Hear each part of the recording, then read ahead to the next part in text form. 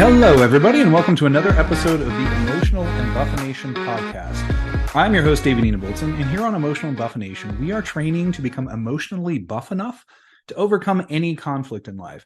And at the same time, we are trying to optimize and discover new levels of success and happiness. This podcast is just one of a number of different resources I have available. If you want to learn more about that, check out the Emotional Embuffination website, which is embuff.com. That's EMBUFF.com. When you are on the website, make sure that you sign up for the newsletter and you'll get quick weekly emotional embuffination tips. Okay, on today's show, we are going to be talking with Victoria Gallagher. Victoria is a worldwide leader in hypnotherapy, a best-selling author, international speaker, life success coach, and renowned authority on the law of attraction. She's dedicated her life to empowering people all over the world to successfully live a life of liberty aligned with their dreams through her effective meditative recordings and online courses. Through her podcast, The Power of Your Mind, she exudes her passion for inspiring listeners with influential guests in the areas of self-development, mindset, discipline and habits, entrepreneurship, wealth, and relationships. Victoria, thank you very much for agreeing to talk with me today. I'm actually kind of excited to speak with you in significant part because the law of attraction, which you're kind of an expert in, it seems, has become a pretty significant part of emotional embuffination. It's really changed my life. I think it does a lot of positive things for people when they understand what's going on with it. But so far, I haven't really had anybody that I've talked to other than just me rambling about the law of attraction, other than myself. So I'm kind of excited to talk to you just to get some different perspectives, to get your insight, to get your knowledge about what the law of attraction is and how to utilize it in your life. So thank you for coming on. To begin with, maybe we could start with just a little bit about your background and specifically how you came to do work with the law of attraction. Like what got you on this track? Absolutely. Yeah, I'm really excited to talk to you about this. So, thank you so much for having me on your show. And I love all the work that you're doing, the books that you're writing, and so it's really cool to talk to you about, just kind of how I got started in this, and I'll get into, what my take on it is and how I help people with it. But starting off. Probably about 24, 25 years ago, I found myself in a place where, I was doing really well. I was successful in my own right with being a stockbroker, earning good money. I was married, had my own house, had a nice car, was in good shape. All the good things. And yet I was just feeling really unfulfilled and just numb. And I was just starting to kind of feel a little bit burnt out on my career at the time.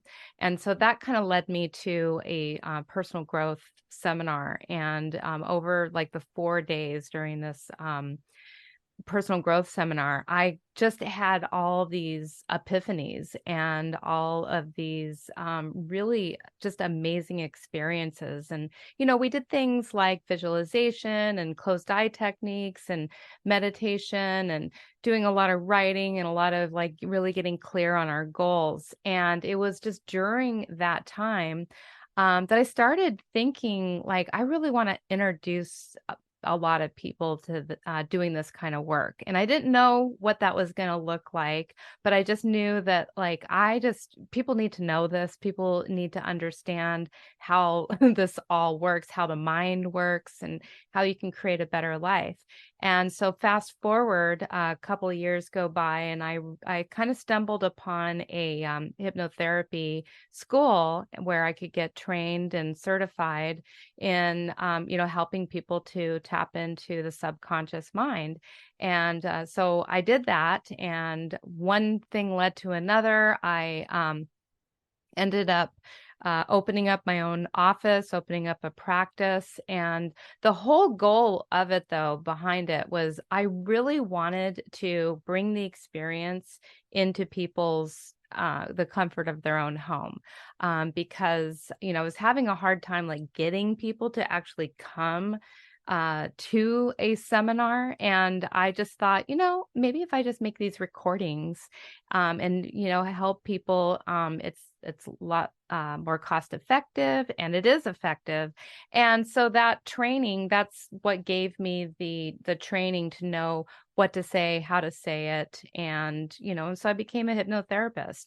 Fast forward from there, my boss, where I was working as a stockbroker, caught wind of what I was doing, and he gave me an ultimatum, and he told me I had to choose between my new career, where I was making no money yet, because I literally just opened the doors, and my current existing career that's stable, making lots of money, and well, we all kind of can figure out which direction I chose. Why? And What was the reason for that ultimatum? Like, why? so being in a highly regulated industry such as financial services, I mean, maybe if I had explored it a little bit more, I would have found that it was not a conflict of interest. But that's what he essentially told me. It was that it was a conflict of interest, that I couldn't have any other, moonlighting job on the side. And, so these days it's really common for people to have some kind of a side hustle, Yeah. but back then it really wasn't that common, and especially in that kind of a role. And I think also too, just because I had been getting burnt out, and I was starting to, I wasn't coming in at 6 a.m., making as many calls, as I was kind of slacking off a little bit.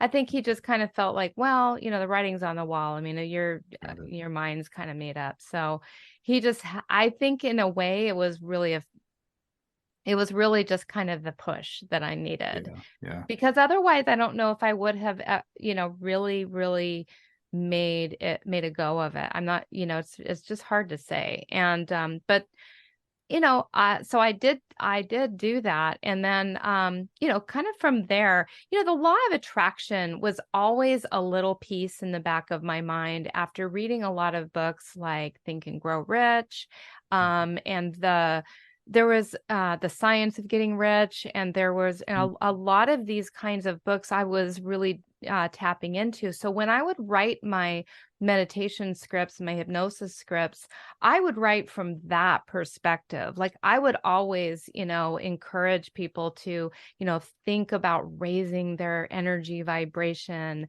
And I would talk about how they are like a magnet. And I would talk about how like attracts like. And I would say all these things inside of my hypnosis scripts. I never really talked about them so much out in the world, but this was the content that people were absorbing, and this is, I believe, why it was like the secret ingredient to why my stuff was working so well, was just the vocabulary that I was using, and really Mm. teaching people about the law of attraction at a subconscious level. So when the secret came out, and that really initiated a lot of people finding out about this thing called the law of attraction, I said, oh, goody, I can actually talk about this. And so I did. I started talking about it on my YouTube channel, and I started eventually, writing books about it. And I was asked to, give certification training courses about it, since it was something that I spoke about. And from there, that's when I wrote my Practical Law of Attraction book. And I used the law of attraction very much in getting that book to become #1 bestseller, to attract a lot of the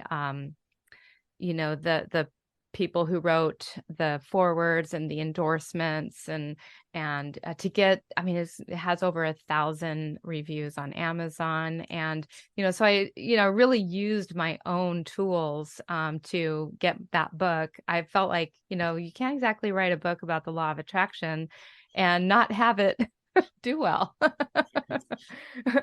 And so from there, it's just been, I sort of have been labeled as, somebody who knows a lot about manifesting and the law. And so I sort of just gave myself that title. I now call myself the Law of Attraction Hypnotist, and I specialize in manifestation.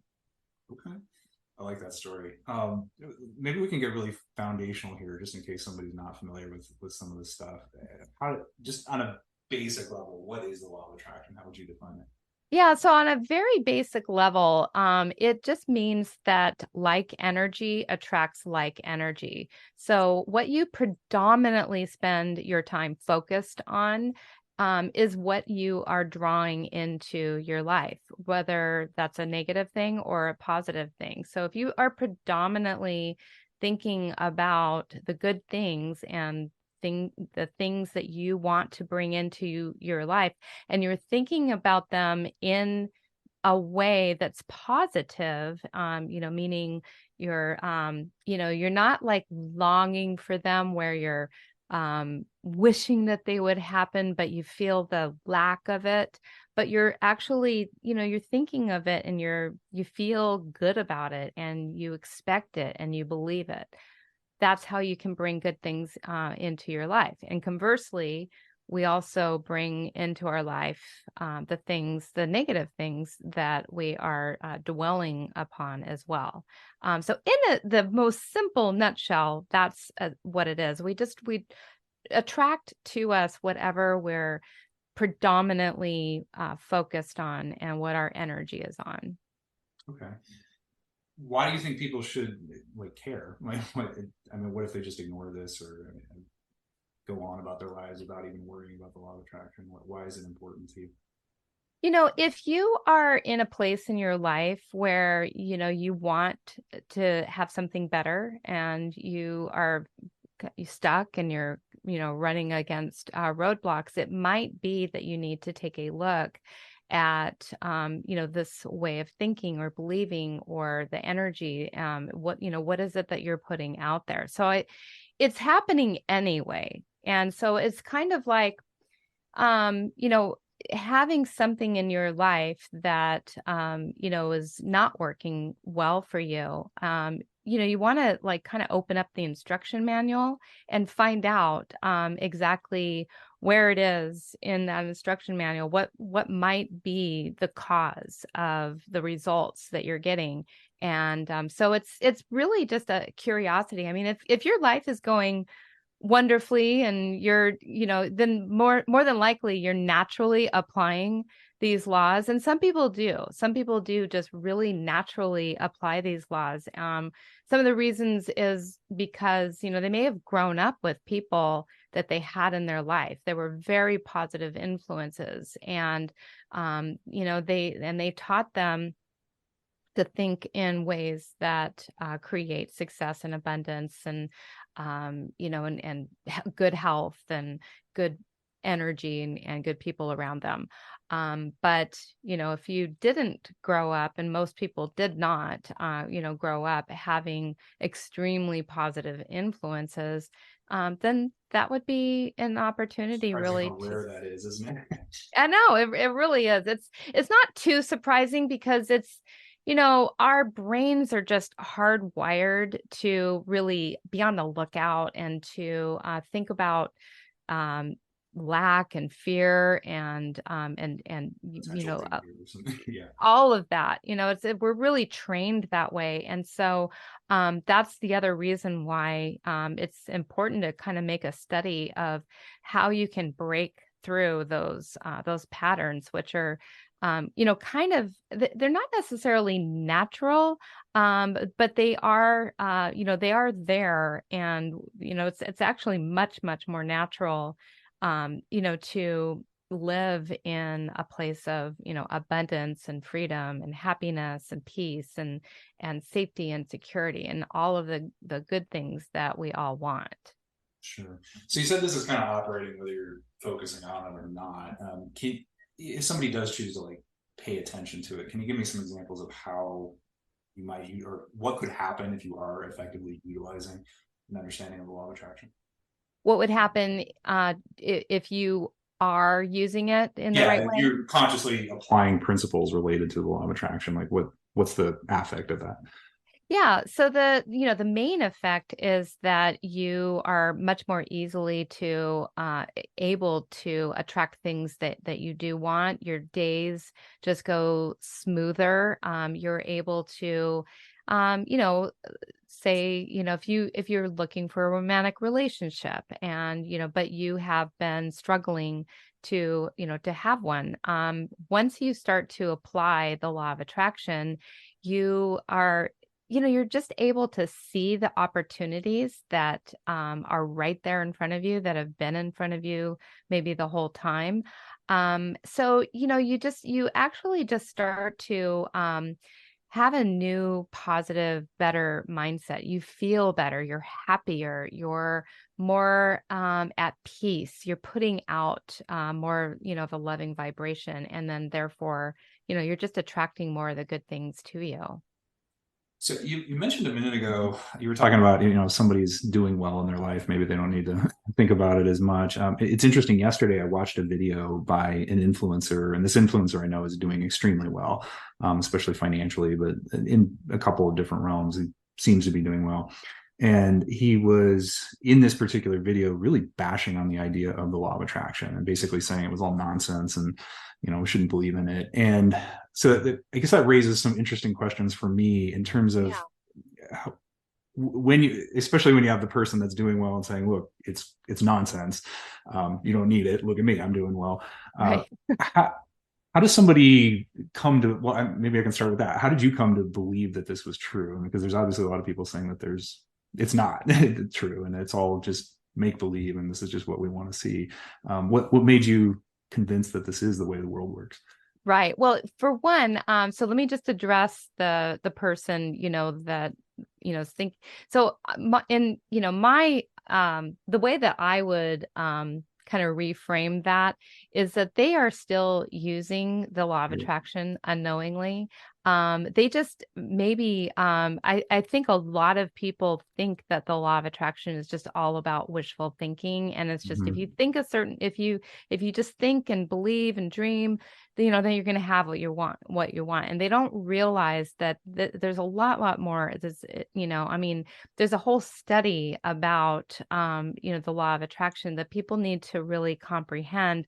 That, it's about alignment, and it's about alignment with a lot of different factors. It's alignment between number one, I mean, just kind of knowing what you want. And now a really successful person like this influencer probably knows what they want, so Mm-hmm. there's a box that's checked. But many people don't know what they want. And so their ideas are really scattered and focused kind of all over the place. And when you're focused on too many things, it's kind of a recipe for diluting the power of, what are you really thinking about. You're not giving enough energy or power to, really fuel your ability to achieve that desire. And that's just one of the manifesting conditions, is that desire, is knowing what it is that you want.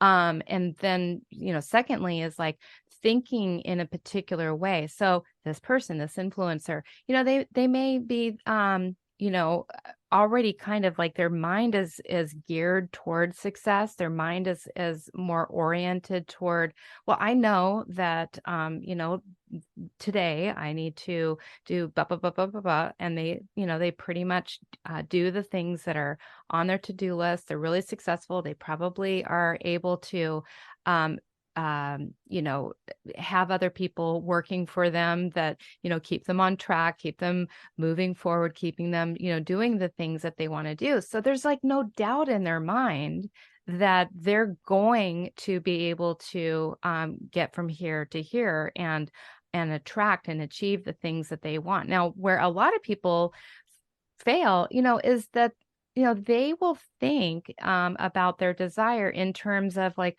well, I'm not really sure if that's possible for me or not.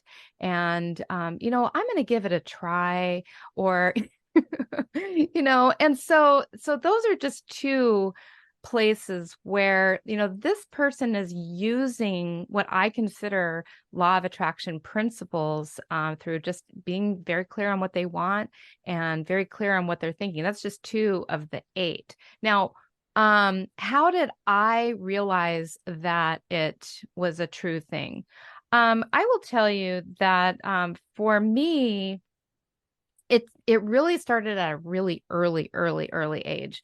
I in first grade actually, I saw the 6th graders put on a play, The Wizard of Oz, and I told myself at that very, very early age that I would play Dorothy in The Wizard of Oz when I got to be a 6th grader. Now it was a long ways off.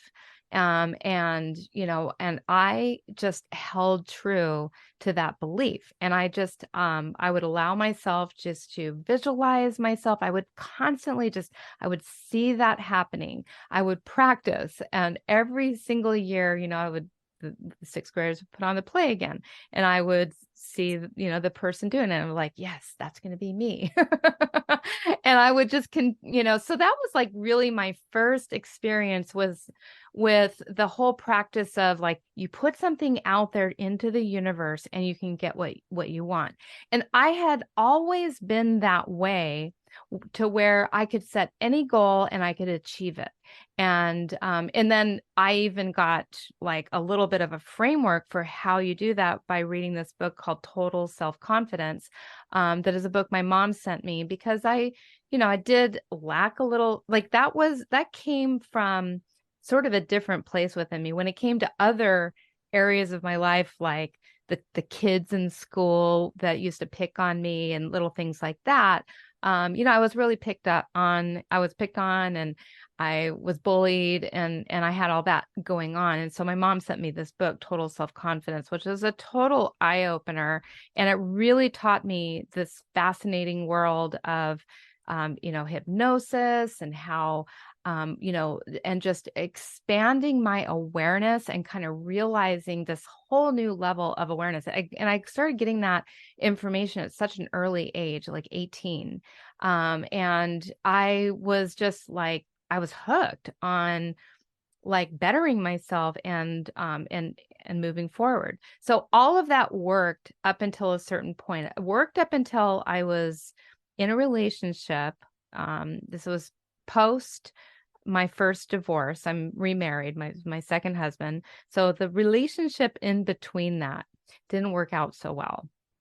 That relationship, I could not get that man to commit to me no matter what I did, And so what I learned in hindsight, after going through this whole process with now being married for 15 years with my new husband. Well, he's not my new husband, but my what I learned as a look back was even then I was, using the law of attraction, but just in a negative way. Because what was going on in that relationship, what that taught me was about this thing that people do when they want something so bad that they push it away. And so that right there was just a lesson I learned all on my own without having to read any books about it.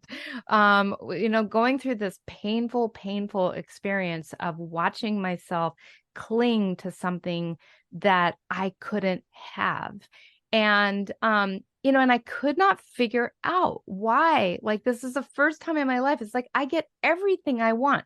Why was it so hard to get this one thing going, and it really aggravated me and frustrated me and really caused a lot of doubt in my abilities, to get what I want. And so how I used that actually in my favor was going back to when, I was faced with the same situation with my now husband. And we had been dating for about 4 years, almost 4 years. And we had been through the entire gamut of the relationship other than being married. We had been engaged, we got unengaged, we lived together, we didn't live together. We had the whole back and forth thing. Definitely a pattern that I, distinctly remembered from my prior relationship. And then the day came when he said, Victoria, I don't really see us ever getting to the point where we're going to get married. I just don't know what is going to get me over that hump to want to get there. But we can hang around. I'm just letting you know. And that's exactly what I was doing with my prior relationship, Robbie. And I was hanging around trying to influence him. And so I saw it very clearly and I said, nope, I've been there and I'm now 6 years older than I was back in those days. And I don't really have time to fool around.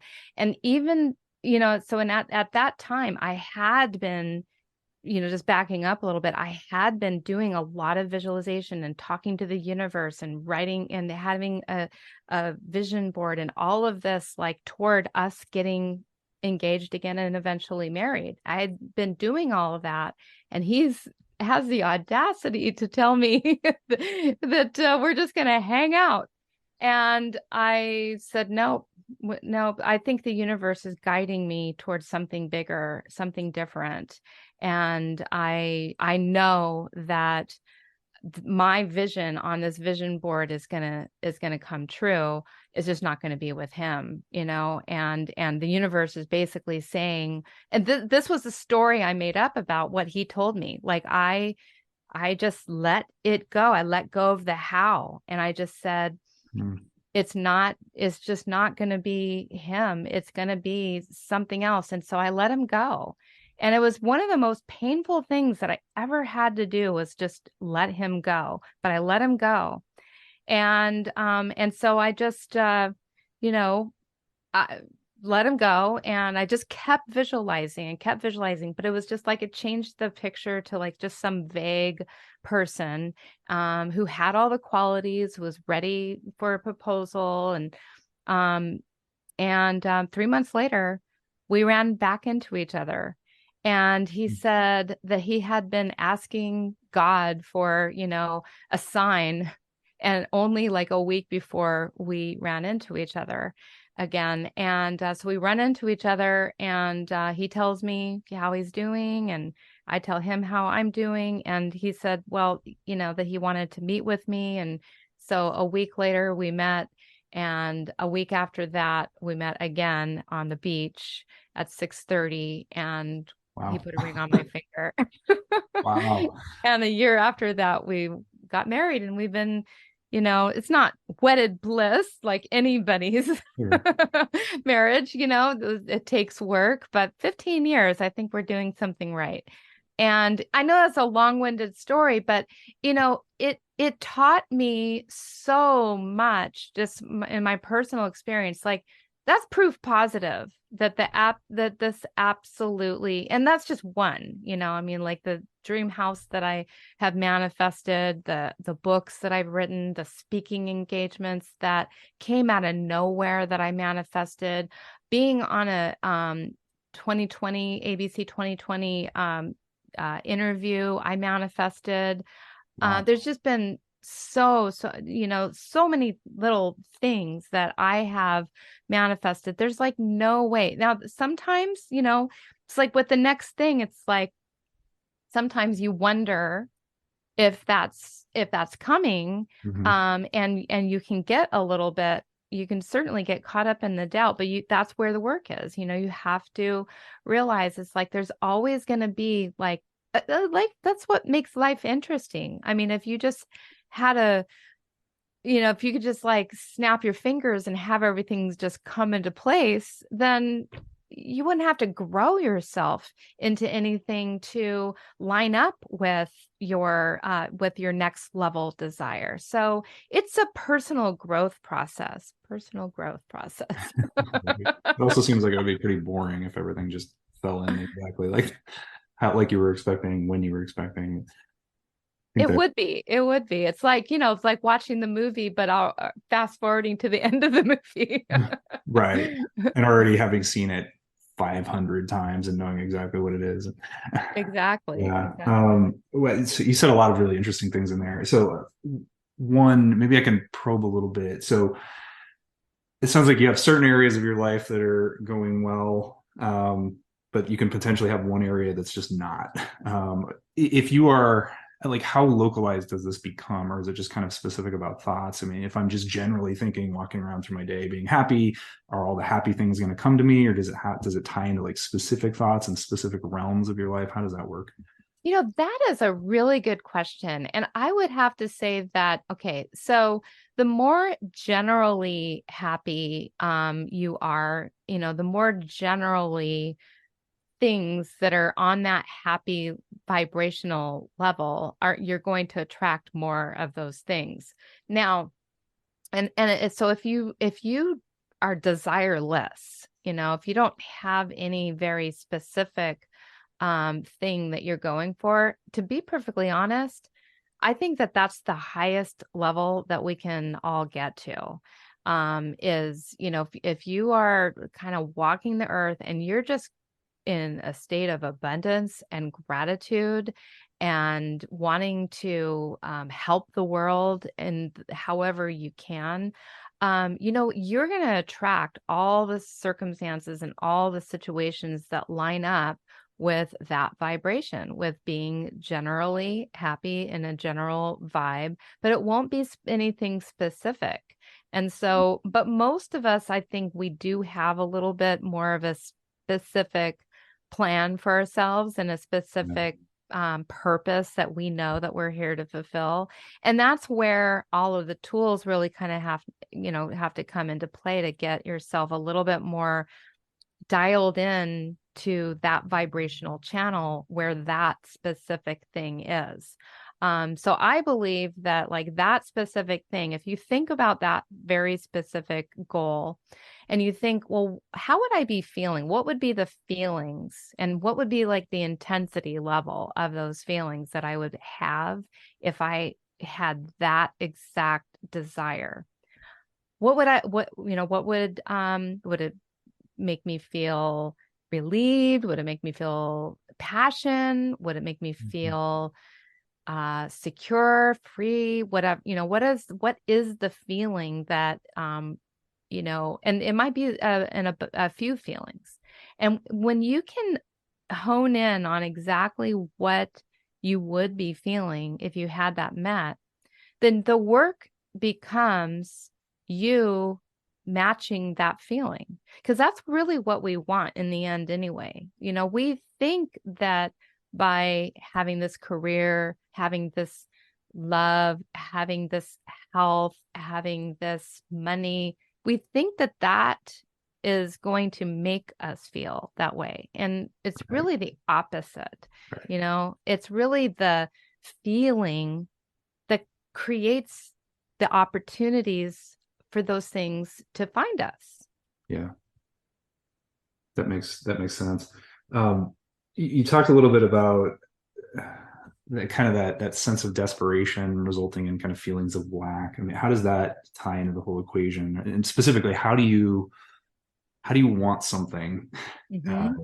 and manifest that thing if wanting it turns into like I have to have it and I'm not getting it, which then translates to I'm thinking about lack, which is bringing lack. I mean, how do you strike that balance?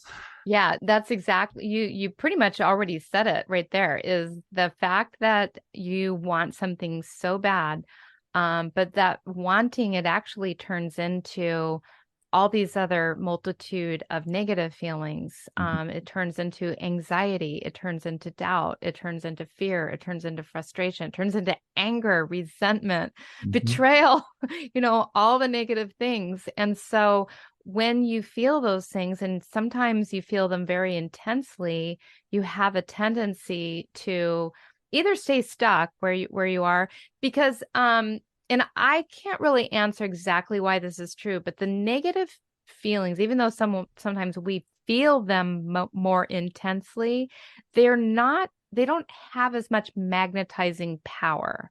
So, like, when you're in a state of worry, you're not going to just snap those things into your life that you're worried about. It's going to take a lot of worry. It's going to take a lot of fear and anxiety and frustration to bring about those negative things. So if that's been your predominant way of thinking for a while, and you have a tendency to attract bad relationships, or you have a tendency to attract bad health, or bad jobs, or run out of money, or those kinds of things, you got to study, how have you been thinking? How have you been feeling? And that it's been that predominant way of thinking and feeling, which also leads to the actions or lack thereof that bring about those situations and those circumstances and those events. So when we want something so bad, it's just that it brings us into that negative vibe, and kind of, stalls the thing that we really want, from being able to happen. So you have to, the work really becomes finding things in the interim that help you to get on that, positive wavelength, things that make you feel good. Maybe when you're worrying about something, you can think, okay, I'm worrying about this. What do I want to feel? I want to feel happy. I want to feel peaceful. So what would I need to do to make myself feel happy or peaceful? Maybe it's that you need to go and listen to, a happy, peaceful meditation. And maybe it's that you need to go for a walk in nature. Maybe you call a friend that's always there for you, that makes you feel really good.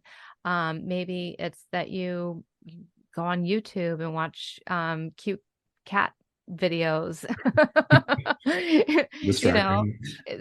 Something that takes you, from that negative vibe and into a positive vibe. And then before you know it, you're feeling a little bit better again. And then when you're feeling better, your thoughts are a little bit more clear, and your mind becomes a little bit more of a open channel to receive guidance that may not be available to you, when you're not in an expansive state. You're in a little bit more of a constricted state, and your mind literally shuts down to being able to see new ideas. And that's the other thing that happens too when you want something so bad.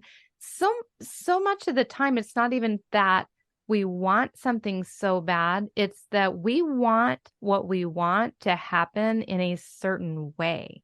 Yeah. And we are looking at because it's not coming down this exact pathway that we have made up in our minds, that this is how I will know that my thing is happening. Because they're going to knock on the front door, or because they're going to call at a specific time, or because this email is going to come, or whatever it is. We think that we equate that it didn't happen that way with that it's not going to happen at all. And there are umpteen million ways that your manifestation could come about.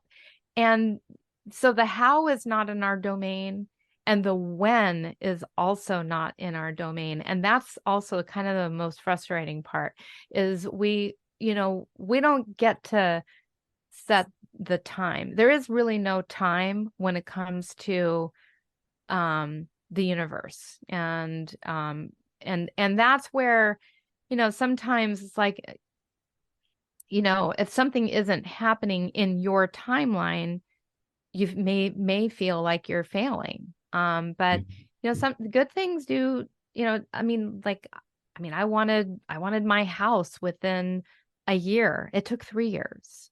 Yeah. To get, but you know what? It was like there was a reason for that. You can always look back sometimes at why something happened the way that it happened, and you kind of can look back and you can trust, and you can realize, oh, it was, supposed to happen. I mean, I thought my husband and I were going to get engaged within the first year of hanging out. It took 4 years. Mhm. But you Yeah. know what? I mean, if it happened any other way, he wouldn't have been the one for me. He wouldn't have known. Right. It raises several questions for me. So one, I think of something that, at least on the outside, seems like it's almost the reverse. I'm wondering how this fits into the equation. I work as an attorney, and a lot of times I'll have clients that come to me, and in their heads, there's a certain outcome that is just they can't even conceive of it being any other way. Like they are Mhm. so confident that this is what's going to happen. Like for example, they're facing a criminal charge, and they're just dead convinced it's going to get dismissed. Mhm. Or they're going through a divorce and they're just dead convinced that they're going to have all the time with the kids, or something Yeah. like that. And then we kind of work through the case, and it's very clear that they're just very, very convinced that this is going to be the outcome. And then at some point along the line, we realize that's not where it's going to go, Yeah. and they will have like an absolute meltdown and they Yeah. just can't even seem to accept that this is where it's going. Like, how does that fit into kind of what we were just describing, or what you were just describing? Well, a couple things come to mind. Number one, sometimes in the process of convincing ourselves that something is true, we also can develop an attachment to it. And so Mhm. you might be thinking to yourself, like, oh, well, this better happen. Otherwise, I'm going to feel like this. And, so sometimes we're still doing the thing where we're saying one thing, but we're really feeling the opposite. And it's really the feelings are the most important part. So all of that convincing, can also be coming from a place of doubt. It could be coming from a place of anger, fear, or frustration, or any of those negative vibe emotions. So that's one thing. And the second thing is, in being that there's two sides to this story. There's the person who's on the criminal side, and then there's the person who's convicting them. They Right. also are manifesting at the Right. same time. And so you have two conflicting vibes that probably want completely opposite things. And typically the strongest vibe is the one that's going to win. And so, Interesting. yeah. So those are Yeah. two possible Yeah, then ways. that's a really interesting point. Also, that's something I've thought about quite often. As I've had, especially in the litigation context, I've heard people talk to me about, I'm using the law of attraction to make this outcome, and I'm like, well, what happens if both sides are using the law of attraction to make conflicting outcomes? Like, what oh, and it seems to be like that, like just what you're describing. It's whoever just, I guess, is more convinced it's going to happen or something. I don't know what the answer is there, but another, well, so that also seems to tie back to this attachment idea. And it goes like to what your story was earlier about your current husband. Hmm. When you let go, then all of a sudden things started happening that were Yeah. consistent with what you wanted. When you were clinging on to it, and that I have to have this, then it just wasn't happening. um, so that makes a lot of sense. So release attachment, it seems like that's a key part of the equation. Is that accurate? It really is. It's a huge, huge part of the equation. Another thing that you touched on that I thought was really interesting was this time thing, because I've heard conflicting opinions on this. And you'd mentioned earlier the book Think and Grow Rich. I love that Mhm. book. Yeah. That was just a life-changing book for me.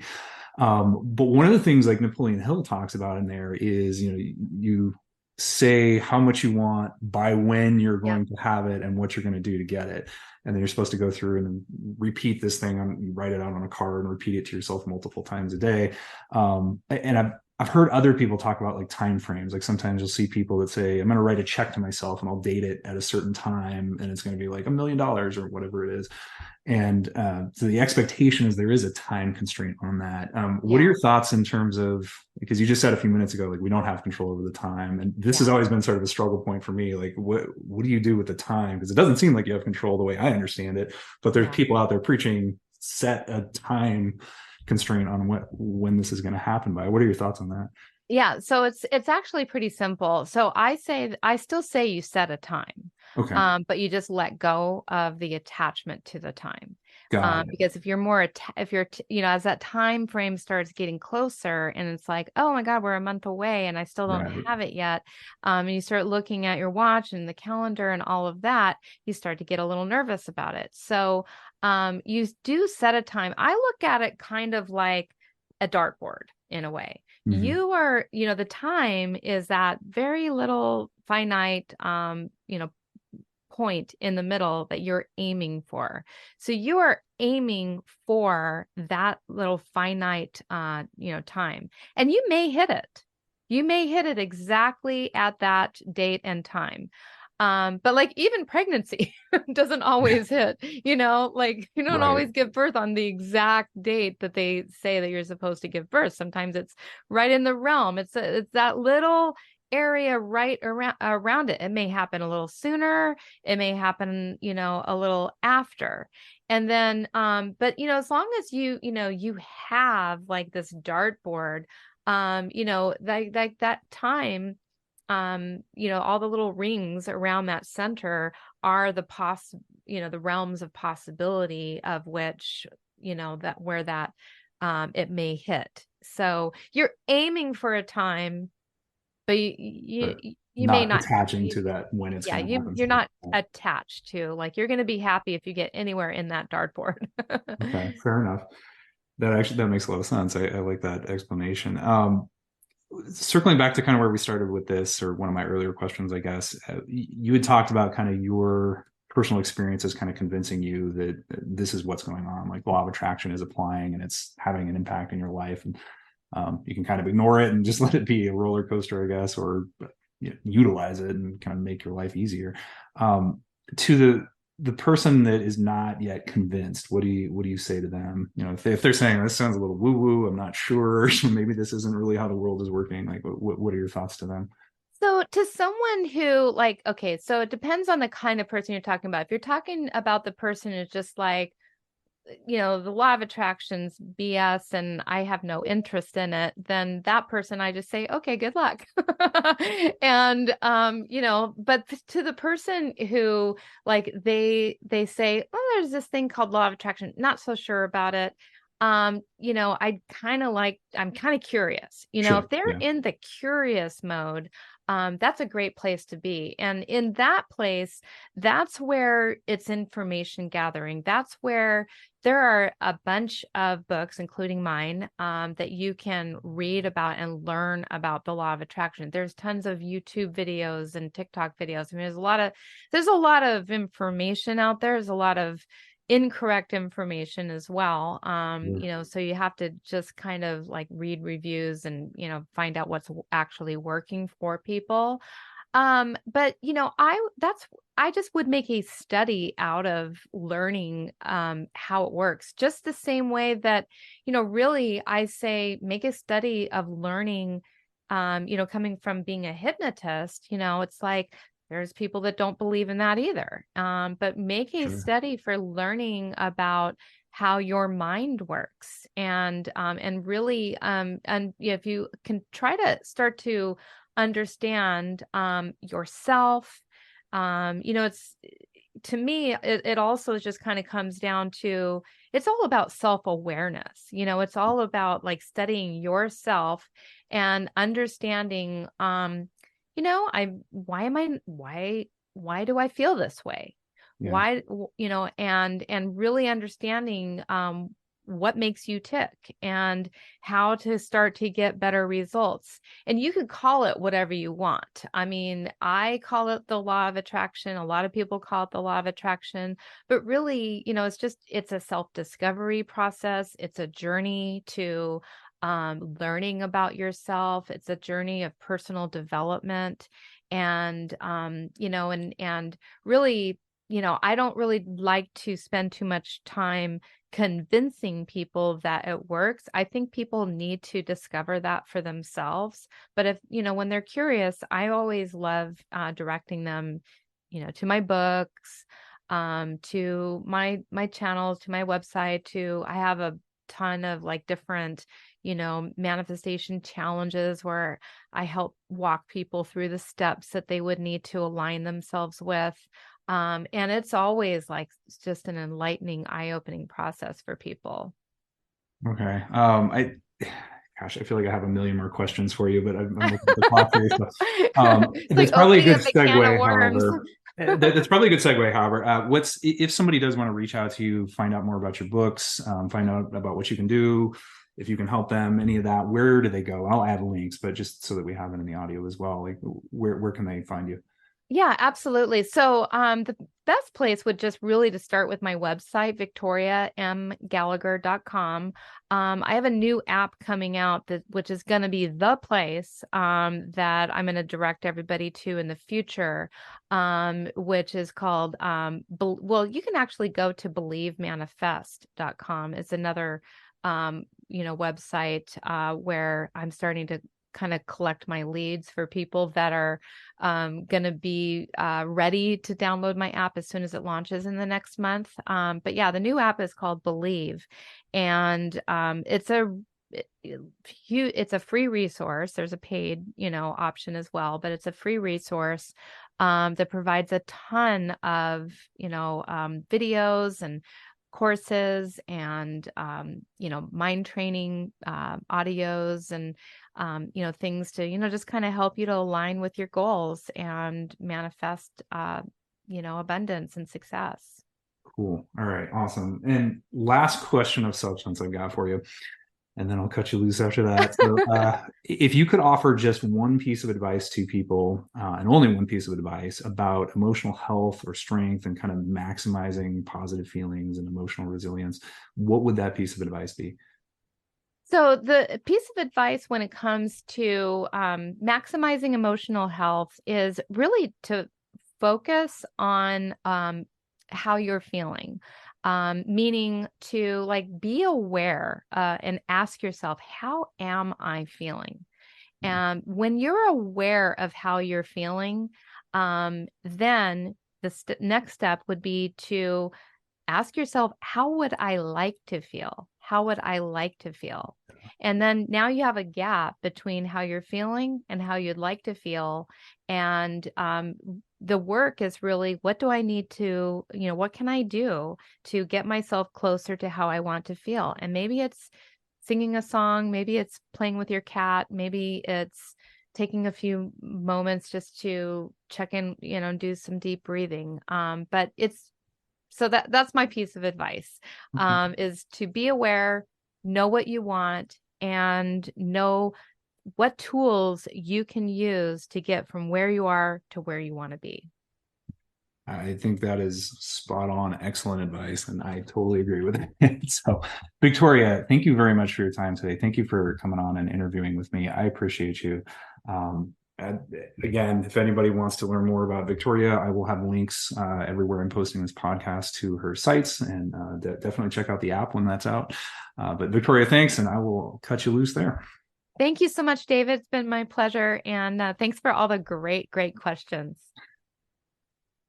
So that's going to bring us to the end of today's show. I hope that you have enjoyed this. I hope that you found this useful. I hope that at a bare minimum, you've been able to take some little nugget that you can use to make your life better, to optimize your emotional states, to continue to grow and make sure that you are feeling good and overcoming all the conflict in your life.